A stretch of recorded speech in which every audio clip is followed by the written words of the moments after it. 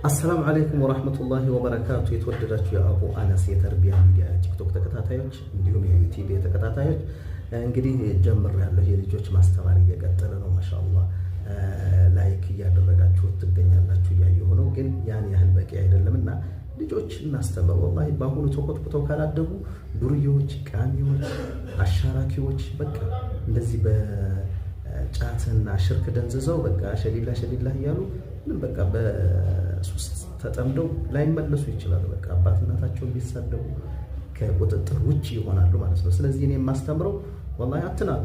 ትምህርት አለ። ትምህርቱ አላህ ነው የሰጠኝ። ስለዚህ አላህ የሰጠህን ማስተላለፍ አለብን፣ ሞት አለብንና አትቀልዱ። እዚህ ኮሜንት ላይ እየገባችሁ ለልጆች ተውሂድ ላኢላሃ ኢለላህ ስለተማሩ ቅጥል የምትሉ ሌላ ተልእኮ ስላላቸው ነው። ሸሊላ ባስተምራቸው ግን ጫት ቢቆሙ ግን ደስታችሁ ነው። ስለዚህ እርር በሉ። እናንተ ጸረ እስላም ናችሁ፣ ጸረ የረሱል ሰለላሁ ዐለይሂ ወሰለም ሱና ናችሁ።